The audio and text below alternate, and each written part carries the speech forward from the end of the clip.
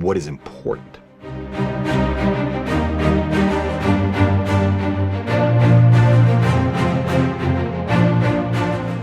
The number one priority for manufacturers, and this is no criticism, it is what they have to do to survive, is raising the margin on ever-shrinking shipment volumes. This means raising the price and driving down the cost per unit. In order to do that, beyond what we've already discussed, there have to be new features, relatively inexpensively added. But the number one priority for us as image makers is using and investing in tools that help us find, those of you who know me have seen this ad nauseum, the shortest distance between intent and execution at a price that makes sense for us. Right now, I don't think a 0.95 manual focus lens or a 0.65 lens helps with that. I don't think a non-image stabilized 28 to 70 f2 instead of a stabilized legendary 24 to 70mm f2.8 does either. Much as I like them, I don't think the Z35 1.8 or RF50 1.2 do too. Maybe that autofocusing RF50 1.2 does, at least compared to the upcoming manually focusing Nikon NOC 58 0.95 or legacy 1.2s out there, maybe.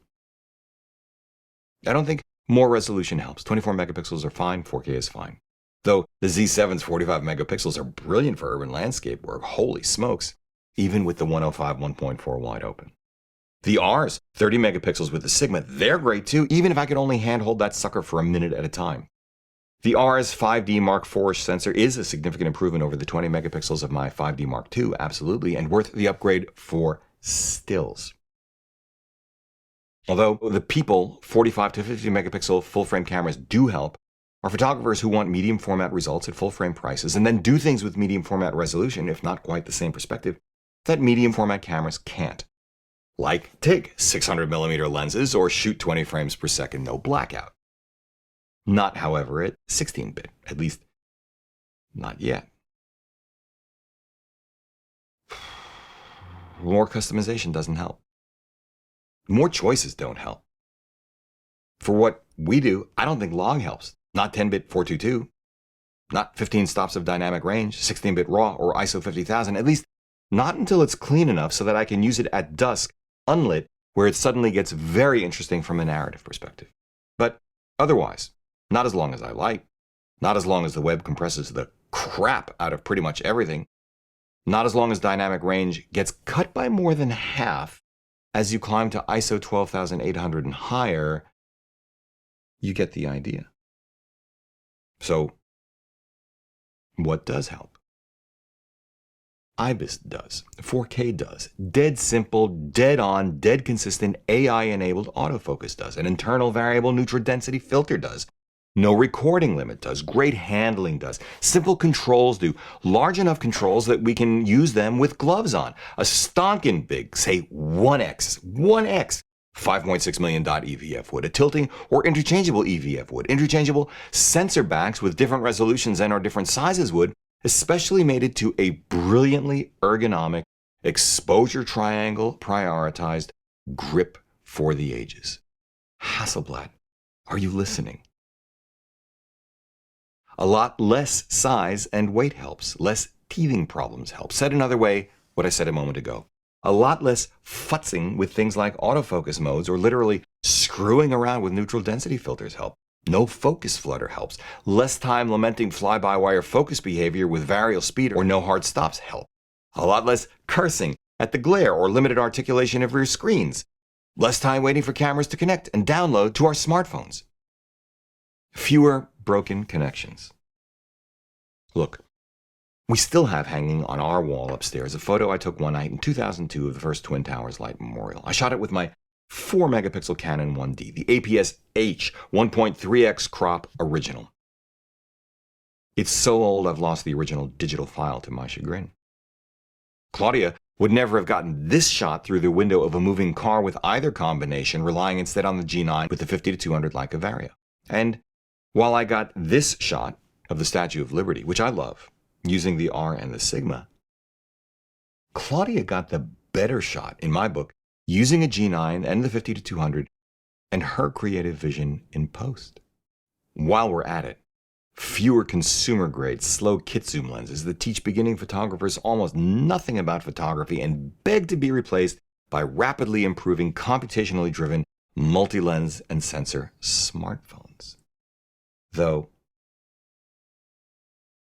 now that we're here, let's come full circle back to lenses again, because as I've already said, this is the long-term promise of these new cameras with their new pounds, and this is paradoxically where I want more. I want more consistency. Less inconsistency. Less copy-to-copy variation, which is surprisingly high to me even today, even with brands we associate with high quality. There are a few things more disappointing in the imaging world than shelling out good money for a lens and then having to return it until we get a good copy. This has nothing, I believe, to do with a new lens mount. I want more physical correction. Less aberration, or else better software correction so that all manner of chromatic aberration is truly gone even in video. I'm surprised to see it's still there in stills, even in some of today's best lenses. I want vignetting gone with the same proviso, even when shooting video. In theory, this maybe has to do with the new lens mounts. So, yes, less imperfection, even as I recognize that this requires more effort, more processing power, more sophisticated algorithms, probably more computer-controlled machinery, probably more expensive bets. But why shouldn't autofocus lenses have hard stops and constant focus speed? The 28mm Summilux on the Leica Q does. I want fast, sharp, contrasty optics, except when I want character instead, but then I still want fast and sharp because I like fast and sharp.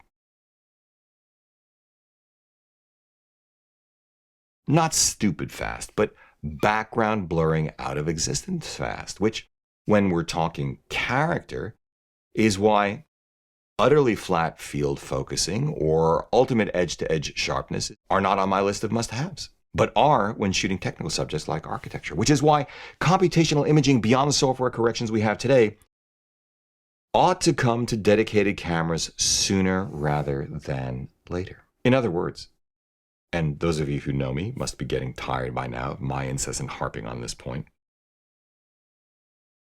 we need the gear to get out of the way. And that is accomplished by making things simpler, not more complicated. Back in December of 2014, I completed the switch from Canon full-frame DSLR, the 5D Mark II with a pile of L-glass and primes, to crop sensor mirrorless when I bought a Sony a6000 and a single prime, the crop sensor E51.8, before adding, as I needed them, the FE28-2, FE92.8, Zeiss 2 at 12-2.8, and most recently the FE24-105 f4. I'd been a Canon shooter for 40 years. At the time, my decision was driven by my growing interest in video, and my corresponding frustration with the limits of an optical viewfinder-based system. I'd quickly learned that no matter what I did, Zacuto EVF or not, I could not consistently, reliably achieve focus. Even with Magic Lantern, I couldn't get focus or exposure assists in the viewfinder. Sensor size was not the issue. Heck, the 5D Mark II didn't even have a headphone jack or articulating screen. By comparison, even without a headphone jack, the a6000 was a revelation. And to my delight, I soon realized it was also astoundingly a better stills camera, better autofocus, better sensor, smaller, lighter, cheaper. I felt I gave up nothing except size, weight, and cost. Well, okay, build quality and ergos. And because I didn't try to replace all my L-glass at once, but instead bought the lenses I actually needed as I needed them, I ended up making money. In short, a wholesale switch from DSLR to mirrorless was worth it functionally and economically for me. But in hindsight, what was just as revelatory was that I could drop down to APS-C, and that's what enabled me to make money on it. I've rarely felt since then in the real world of imagery I inhabit, of course your mileage may vary, that I needed full frame. Want it? Sometimes. Why do you want to switch? And how much are you willing to trade off to make it happen? My perspective is informed by that experience and by the fact that while Sony has been going full tilt these last 5 years on full-frame mirrorless, Panasonic, Olympus, Fuji, and Leica have been going full tilt on crop sensor mirrorless systems. In addition, in Leica's case, on full-frame too, beginning back in 2015 with the launch of their Wow SL. And in the case of Fuji and Hasselblad, mirrorless digital medium format. Though I prefer Fuji's super full frame moniker better. I think it's more accurate. In short, the goalposts have moved, as you saw earlier with my little studio demo. At the risk of repeating myself, it's worth framing the question differently. Although the Nikon Z and Canon R impel us to ask, is this it? Is this the time to make the switch? The bigger question is, which switch? Or switch to what? The most basic question remains the same. What exactly can't you do with what you already have that you can do with you pick the new technology? In this instance, it is worth achieving clarity on this point. Is it full frame mirrorless? Or is the real question, the more empowering question, the one I asked myself in 2014, what can't I do with what I already have that I can do with just mirrorless? And then get steely-eyed about sensor size, total system size, switching time, switching costs, and the time to acclimate. Which leaves us where precisely? Well, I've come to accept that if I put my mind to it, I can get imagery that makes me happy from any of these cameras, even an iPhone, under the right circumstances. But especially when it comes to our professional work, none of these new cameras offer enough incremental capability, irrespective of price, to make us switch from the Panasonic GH5 and Sony a6300 based systems we already have in-house. And none of them are as fluid in my hands, offer as short a distance between an execution for personal stills work as an X-T3, GH5, or my Leica TL2, which I'll be taking with us to London this week for street work, along with the GH5 for our video work. Though, if I didn't have the TL2, I would have been happy to take the Z7 with 35-1.8 or the R with 51.2 for street work. One last go before returning them, and would have been okay using the Z for video as well. As I said earlier, for stills, they're both capable of tremendous imagery, and these two lenses are staggeringly good. But what about you? Well, it's important for those of us who do long exposure photography to have a camera with a T-shutter option and built-in countdown timer long enough to be relevant, say 5 minutes. Which is why you might like the Z, but you might like a Fuji X-T3 better, because even though it's only 24 megapixels, its countdown timer can go a lot longer. It's important for those of us who do landscape photography more generally to have a camera with excellent dynamic range, though no, even 15 stops isn't nearly as good as the human eye. So you're going to still have to make trade-offs, stack exposures in post, just suck it up, yada, yada, yada. Or a number of pixels massive enough, which is why you might like the Z7, but you might like the Sony a7R3 better by virtue of its wider selection of lenses and its pixel shifting. Though it doesn't have an interval timer or T-shutter timer either, and we're not addressing the cost of switching from one system to another here. It's important for those of us who are vloggers, street shooters, or photojournalists to have a camera with a flippy screen, because it's simply not true that the only reason to have one is to do what Casey Neistat does. Which is why you might like the R, but you might like the Panasonic G9 better without a 4K crop and autofocus finally good enough for that kind of work, or a Canon 80D if 4K is not your thing, or get a Z but pop for another $500 or $600 to get a small HD focus. Speaking of which, It's important for those of us who switch often between videos to stills in the same session and don't want to change lenses in the middle of it to have a camera without a significant video crop, which is why you might like the Nikon Z7 or 6 or Sony a7 III or a7R III, but you might like a Panasonic GH5 better if you need unlimited recording time or highest image quality internally recorded at base ISO, though not so much if AF is your primary concern, though for most GH5 users it isn't. It's important for those of us who do most of our shooting handheld to have a camera with IBIS, and no, the choice really is not lens versus sensor-based in-body image stabilization, because both together are better than either one alone. Sensor-based IS is better than digital IS, and lens IS plus sensor-based IS is better than lens IS plus digital IS, which is why you might like the Nikons even over the Sonys, and why you wouldn't like the R, but you might like the G9 better. Best IBIS in the business in my book, and a lot easier to handhold with longer glass. Though, I think I've already mentioned this a bunch of times. This too. It's important for those of us who do documentary and interview work to have a camera without overheating problems or 30-minute recording limit. But if you don't mind ponying up for at least an Atomos Ninja 5, carrying extra batteries, weight, and cables, you might like all of them equally. GH5 more if you do.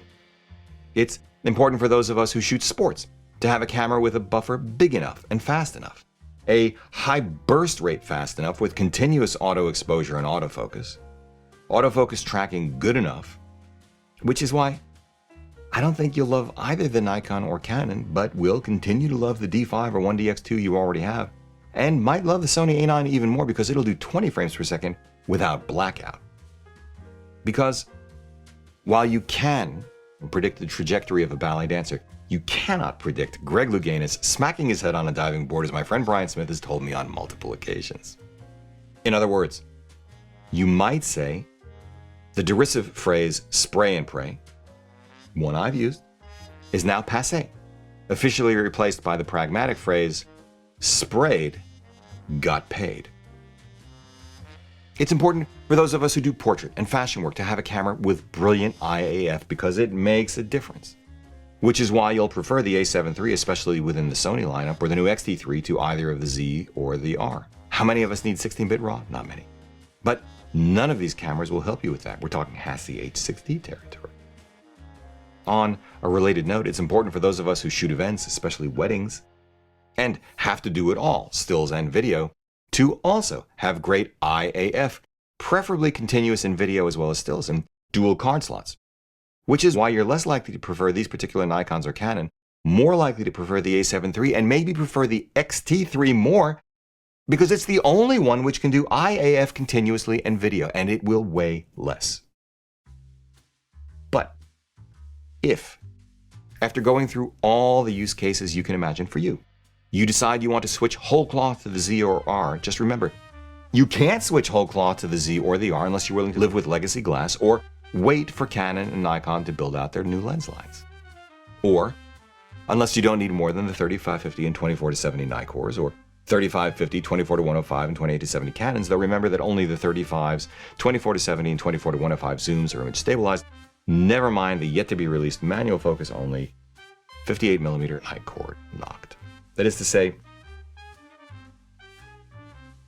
if you can switch whole cloth, if you have a small cloth. On the other hand, you could switch to the Sony a7 series right now, even if you do have a large lens inventory, because Sony has had years to build a new lens lineup. They've done it, and it's outstanding, though you might not like the hit you take financially. You could switch to Micro Four Thirds Panasonics or APS-C Fujis, because they've been at this quite a while too, as I've mentioned more than a couple of times in passing. And the financial toll would likely be less, certainly, as would the weight. Let's wrap this up. I mused in our video entitled Canon EOS R, the one question ahead of the official announcement. I suggest starting at 316, I'll put the link down below, that the arrival of Canon's and Nikon's first serious full-frame mirrorless cameras might make the whole full frame is the holy grail, Micro Four Thirds is dead, crop sensors aren't for professionals thing. Absolutely wrong. Which is pretty counterintuitive, right? But Now that I've spent much more time with these cameras, I'm convinced this is correct. In most ways, the crop sensor camera systems are better than these first generation full-frame systems. And while it is likely true that over time the Z and especially the R will improve, it's unlikely the value proposition will. The quality gap will continue to close between full-frame and crop sensor, just as it has between full-frame and medium format, especially as the use of computational imaging accelerates inside dedicated cameras. That is, if the manufacturers give us what we actually need and want. And we continue to consume our imagery on screens over the web. Every hybrid sensor format from smartphones up is getting better, and for most of us, it's already more than we need. All else being equal in the real world, crop sensor cameras will continue to exist and are likely to regain momentum and mindshare because they are, en toto, smaller, lighter, cheaper, just plain easier and more enjoyable to use, with image quality more than good enough for most of us. This has always been the trajectory of the history of image capture devices. In 1914, it was the original premise, the raison d'etre, of the first Leica, though it managed to get full-frame perspective and bokeh out of a dramatically smaller body and lenses than today's digital full-frame autofocus camera systems. Which is why my latest camera purchase is a used, similarly sized to the original Leica TL2. My first lens for it, the diminutive full-frame manual focus Voigtlander Ultron 28mm f2, and why I'm taking it with us to London as my primary street camera.